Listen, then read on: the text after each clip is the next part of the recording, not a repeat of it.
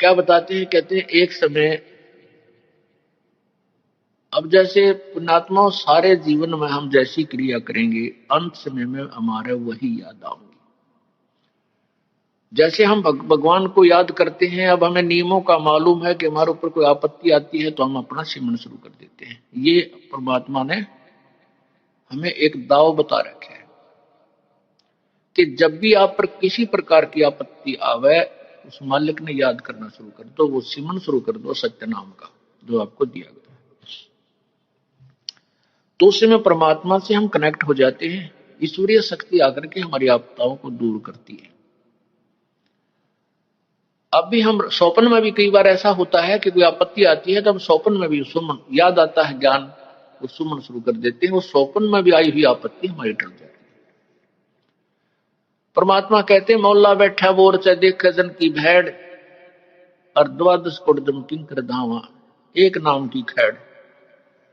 परमात्मा हमारे जो हम ज्ञान ग्रहण किए हुए हैं और हम कितना उसके अनुसरण कर रहे हैं, ये हमारा देखता रहता है। मौला बैठा मोर से देख जन की भेड़, यानी भिडंत का है जो हमारी वो कुश्ती देख रहा है। 12 करोड़ यम के दूत आ जावे और आप एक बार सुमन श्वास का कर दिए, कहते एक ही टक्कर में वो सारे कमर का तान गिरेंगे जाके कहीं के कहीं। इतनी जबरदस्त टक्कर है इस मालिक के नाम की। 12 कोट जमकिंकर, जहां एक नाम की खैड़, खैड़ मन टक्कर, ऐसे बढ़ती हुई तनो टक्कर मारा करें। तो कहते एक नाम का जो सिमरन आपने कर दिया, वो इतनी जबरदस्त धक्का लगेगा उनको, 12 करोड़ यम के दूत दूर जाके गिरेंगे। और जिन्होंने भक्ति नहीं की उनकी जबान यम के दूत बंद कर देते हैं। तो जैसा सारे जीवन में जो अभ्यास किया अंत में वही तो याद आवेगा। अब देखा करो बुड्ढों ने जो भक्ति नहीं करते, समरण नहीं करते, सत्संग नहीं सुन रखा, वो इन बच्चों के साथ सिरदर्द बनाए रखा करें। वृद्ध आवेगा घर में, देखो बाल्टी यहां धर रखी है, झाड़ू यहां गिर रखा है, यहाँ ऐसे नहीं कर रखा है, तुम नाश करोगे। 24 घंटे वह बिरडवा फूटी रहती है, उसका एक नरी बीमारी लग जाती है। तो अंत समय में भक्ति जो परमात्मा की भक्ति पर लगे हुए हैं, जिनको ज्ञान प्राप्त है, वो बुजुर्ग बच्चों को उसी समय सलाह देते हैं जब वो मांगते हैं। एक आधी बार वैसे स्वाभाविक कह भी देते हैं और बच्चे रुचि नहीं लेते हैं, फिर दोबारा नहीं चर्चा करते हुए कि इनके कर्म का इनको मिलेगा। मेरे कहने से ये मानते हैं तो अच्छी बात है, हमारा फर्ज बना अपने बच्चों को एक राय दें, फिर देख लेते हैं कि ये अपनी मर्जी से चल रहे हैं, कुछ चलने दें, झटका लगेगा फिर आओगे। अब जैसे महाभारत हुआ, श्री कृष्ण जी ने खूब जोर लगा दिया, भाई लड़ो मत, अच्छी बात नहीं। 3 बार गए शांति दूर बनकर, युद्ध होकर रहा, वो होना था क्योंकि काल ने करवाना था। तो अब हम इसी दृष्टिकोण से ये सोचकर चलें कि जो बच्चों की किस्मत में जो राम नाम नहीं ले रहे, उनको तो अपना पूरा क्रम मिलेगा। जो परमात्मा के चरणों में आगे सतभक्ति पर लग रहे हैं, उनको भगवान गलत होने नहीं देगा, वो वही कंट्रोल करेगा, हमारी नहीं चलेगी, उनकी रक्षा भी मालिक। तो इसलिए जो भक्ति प्राप्त वृद्ध है वो खेचातानी नहीं करेगा बच्चों के साथ, स्वाभाविक गाइडलाइन देगा।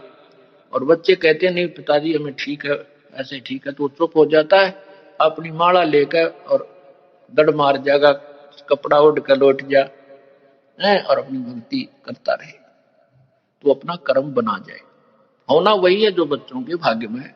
और जो भगवान के चरणों में आगे हैं तो अहित नहीं हो सकता, नहीं हो सकता, ये उसको कॉन्फिडेंस हो जाना चाहिए कि परमात्मा इनके साथ है। आज हमें हानि होती दिखे तो भी इनका लाभ इसमें।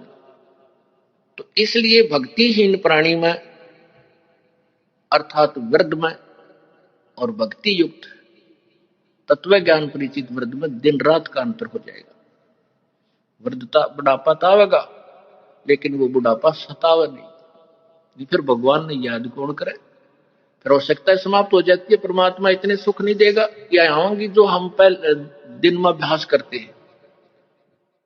जैसे हम दिन में सिमरन करते हैं, आरती गाते हैं, नित्यनेम करते हैं, भगवान की वाणी सुनते हैं, सत्संग सुनते हैं, यही स्वप्न में आते रहते हैं।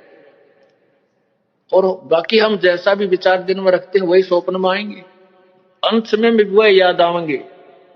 एक बूढ़ा मरे था, उसकी जुबान बंद होगी। जुबान बंद होगी तो वहां उन बच्चों को यह पता था कि हमारे पिताजी घना धंधा रखे। पहले बूढ़े सारे ना दाब रहे तो भी भ्रम बनाए रखा करते, गुनाह धन ले रहा हूं ना बताऊं, बालक अच्छी सेवा करें जा शायद मुझे बता दें। तो न्यारे अलग तो हो ही लेते हैं, तो वो न्यारी न्यारी सेवा करें भाई शायद मुझे बता दे। तो इस दृष्टिकोण से जब वो बूढ़ा मरने लगा, उसकी जुबान बंद होगी और वो यू ऐसे करे। उन्होंने देखा पिताजी धन बताना चाहता है पर बोल नहीं पा रहा, और अब ये मरेगा और भाई हमारा तो धन दबा दबा रह गया, बात बिगड़ी। तो उनको पता था कि वही नगर में एक ऐसा वैद्य था, वो 500 रुपए लेता था और इंजेक्शन या कोई ऐसी दवाई उसके मुंह में डालता था। अगर उसके सांस हैं जितने, उन सांसों के दौरान वो आ जाता है, दवाई दे देता है, तो बुढ़े की वह जुबान खुल जाती है कुछ समय की, कुछ सेकंड्स के लिए। तो उन्हें सोची भाई 500 रुपये तो ले आएगा, पर पिताजी हमें धन बता जा, ना धन कितना दाब रखा हो, उस वैद्य को बुला ले। पैसे वो पहले ले लेता था, कोई अड़ दे, पैसे उसको दे आए और वो आ गया। उसने आते ही वो दवाई उसको डाल दिया, इंजेक्शन आ गया। तो बूढ़ा बोला, जुबान उठी, जुबान ऐसे हुआ, कहने लगा पिताजी बता, जल्दी बता क्या कहना चाहा है। वो कहने लगा रहा, वो बाछड़े ने झाड़ू खा ली, तुम कित मर गए थे, नाश करोगे मेरा मेरे पास। एक गाय का बच्चा झाड़ू चापन लाग रहा था, वो दृष्टि उस पर टिक गई, बरते से मैं नाश करेंगे, देख संभालते नहीं आके। जो बूढ़ा तो मर गया, इतना ही सांस रह रहे थे। अब वो बालक माथे बात, मेरा बाबू तेरी या 4 अन्य की झाड़ू हमारे पास सम पड़ गई। तो वो मरता मरता भी हानि कर गया बुढ़ापे में।